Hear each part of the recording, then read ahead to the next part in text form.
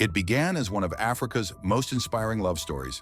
Nelson Mandela, the rising lawyer destined to become a global symbol of freedom, met Winnie Mandela, the fearless young social worker whose courage would one day make her a leader in her own right. Together, they quickly became a powerful symbol of resistance against apartheid. But behind the public image was a relationship pushed to breaking point by separation, trauma, political pressure, and emotional betrayal. To the world, they looked unbreakable, a couple united by purpose and strengthened through hardship.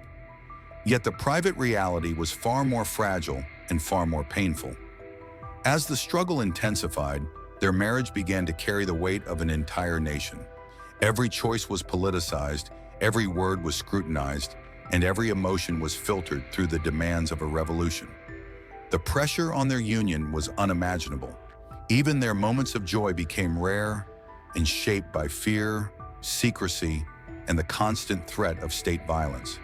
This is the story of a marriage that could not survive the struggle, and the wound Mandela carried quietly. Why he never fully forgave Winnie. Nelson and Winnie met in 1957 during one of the most turbulent periods in South Africa's history. Mandela was already a respected figure in the African National Congress, known for his discipline, intelligence, and strategic mind. Winnie, younger but fiercely confident, was independent, outspoken, and unafraid to challenge injustice. Their connection was immediate and electrifying, fueled by shared values and a deep understanding of the dangers ahead. In 1958, they married, becoming symbols of hope to millions of Black South Africans living under apartheid. Their home became a center of activism, filled with political discussions, community leaders, and the constant threat of police surveillance. Even in those early days, they understood that their love existed inside a battlefield.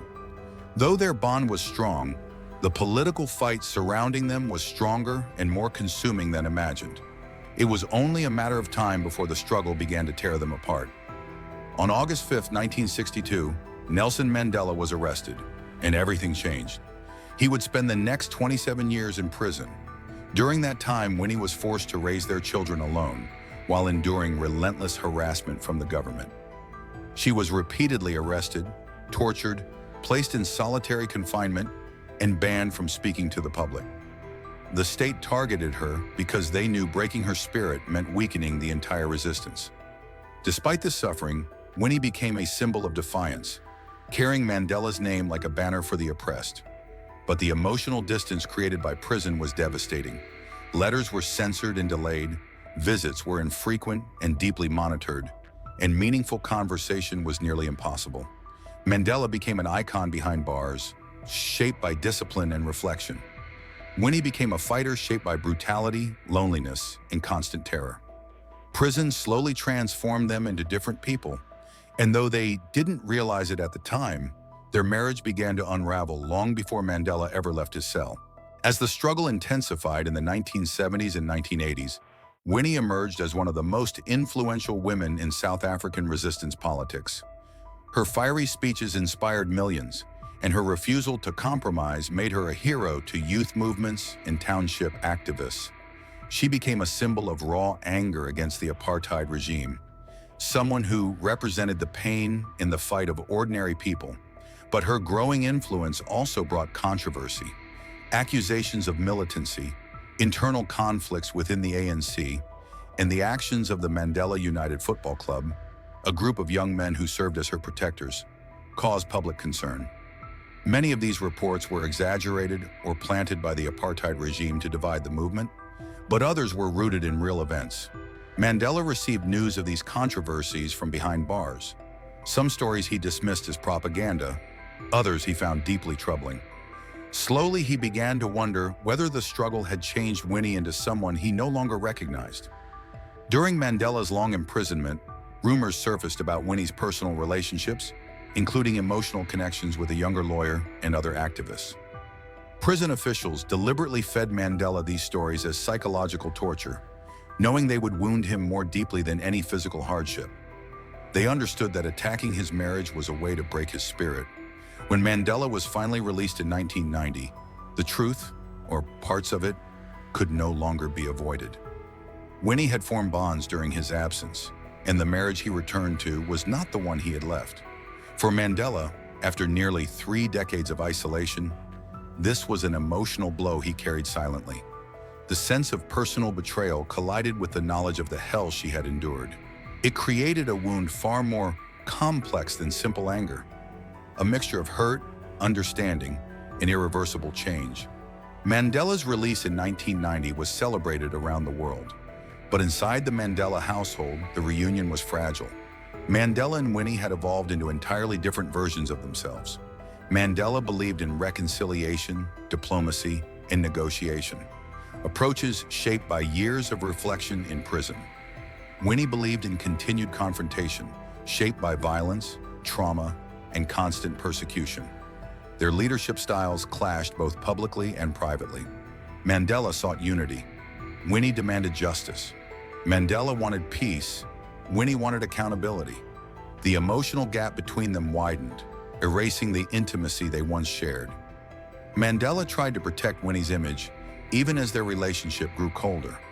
But the pressures of political life, the memories of betrayal, and their conflicting visions for South Africa made it increasingly clear that their marriage could not be repaired.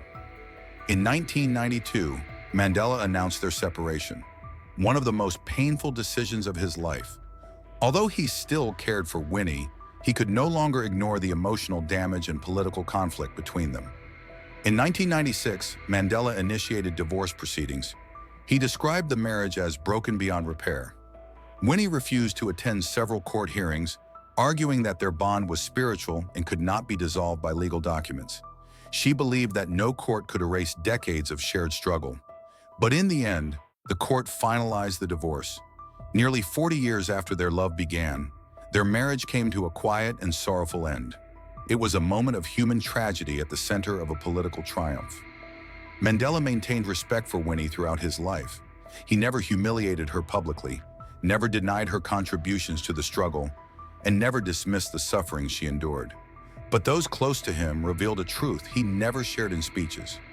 Mandela never fully forgave the emotional wounds he carried. He returned from prison hoping to rebuild the dream they once shared, only to find a woman transformed by rage, trauma, and resistance. Winnie, in turn, saw a man who had become peaceful, patient, and diplomatic, traits she felt no longer matched the violent reality of township life. Their lives had grown apart long before the divorce, and Mandela accepted this reality. But in the quiet corners of his heart, forgiveness, the kind he gave to his enemies, never arrived for Winnie. Their story ended not with anger, but with silence, distance, and unspoken pain. It was a marriage built on love, destroyed by time, conflict, and the merciless demands of a liberation struggle. Mandela carried the wound quietly, never demanding an apology, but never granting forgiveness. Winnie continued her political fight with the same energy that defined her earlier years. Both became legends in their own right, but never again as one. Their love inspired millions, yet it could not survive the weight of history.